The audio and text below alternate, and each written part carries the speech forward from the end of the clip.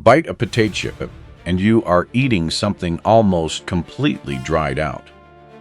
A raw potato is mostly water. A finished chip has almost none left. Nearly all of it is violently boiled away in a bath of hot oil. That is the strange truth behind how potato chips are made. And it is one of the most interesting facts hiding in a snack bag. But the puffed up bag it comes in guards a secret too. And it is not what you think. It starts with a very particular potato. These are not the potatoes you mash for dinner. They are chosen for one job, to become a chip. They are packed with solid starch and hold very little sugar. Too much sugar, and the chip would fry a dark, ugly brown instead of pale gold. The potatoes pour into the factory by the truckload. First they are scrubbed clean, then peeled in a spinning, tumbling drum. The skins are rubbed away in seconds. What comes out the other side is smooth, pale, and naked. One humble potato makes only a small handful of chips, yet a single plant can swallow tons of them an hour, filling a mountain of bags before lunch. Then comes the blade that decides everything. The potatoes are fed into a machine that spins them against a ring of razors. Each potato is shaved into slices thinner than a coin. Swap the flat blades for grooved ones, and the slices come out wavy and ridged. It is the same potato, just a different knife. Inside that drum, the potatoes are flung outward by their own spin. They race against the blades hundreds of times a second. The thickness is set to a fraction of a millimeter, because a touch too thick turns greasy, and a touch too thin burns away. And the crisscross waffle chip hides a clever trick. The potato is turned a quarter spin between two ridged cuts, so the grooves cross into a lattice of tiny windows. I always wonder where in the world you are sitting right now.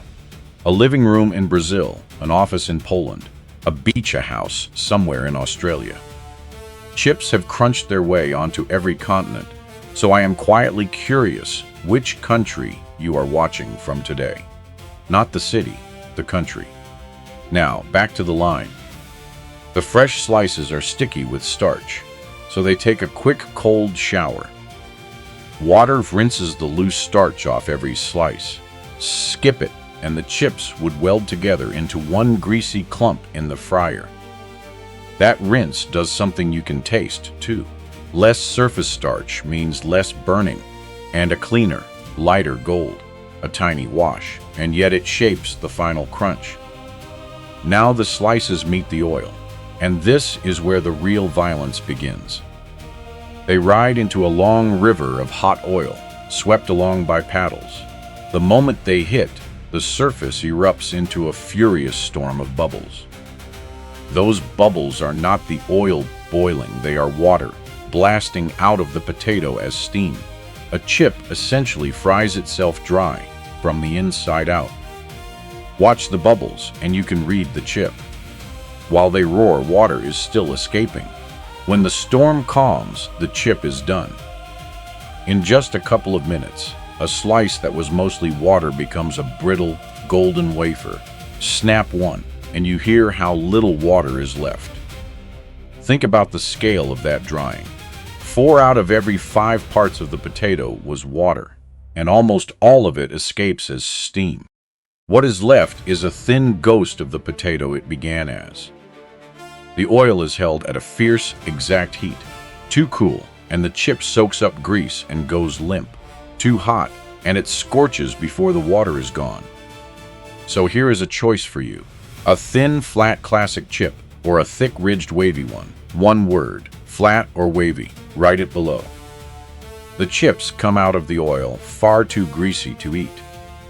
So they are flung into a spinning basket, whirled fast like clothes in a washing machine. The force throws the extra oil off, leaving each chip lighter and crisp. Not every chip is fried this fast, flowing way. The oldest chips were cooked in small batches in a shallow kettle. Stirred by hand, they browned unevenly, giving a harder, craggier crunch.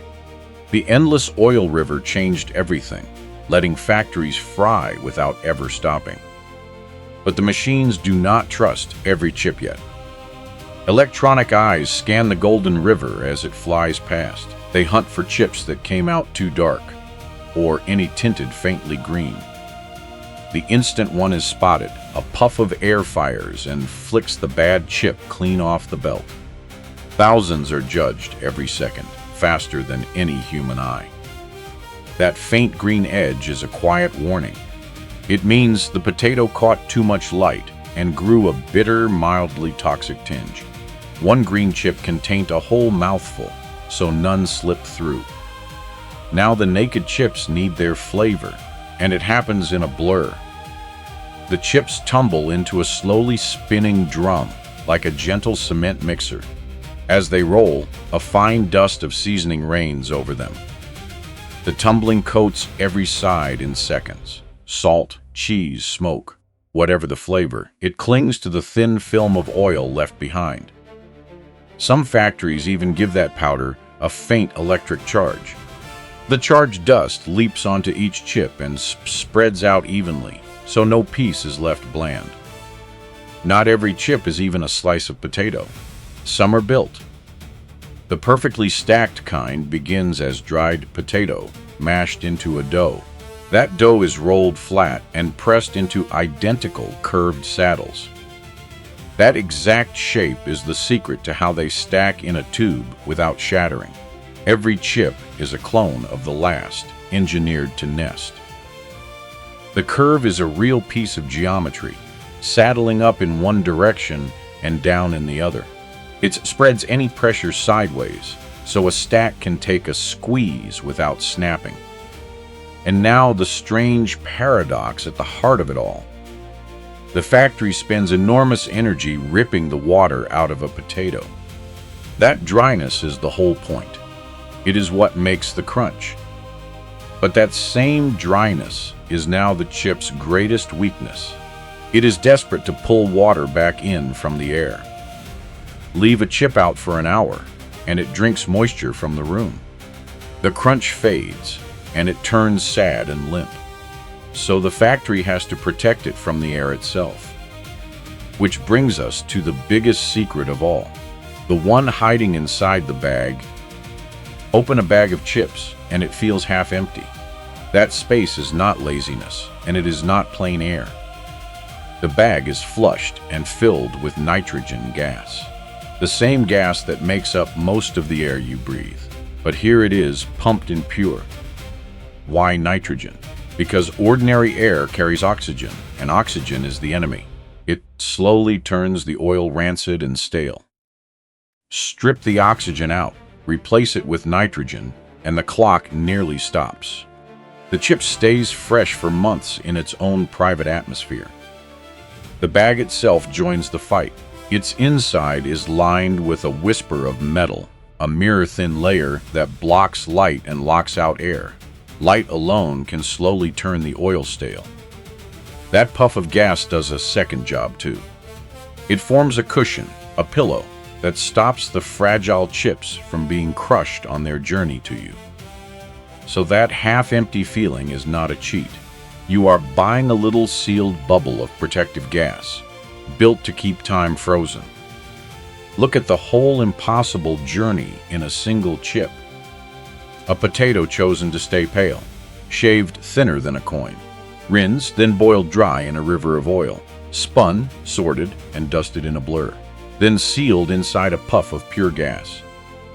All of it so a humble potato can lose almost all its water and still reach you with a perfect, unbroken crunch.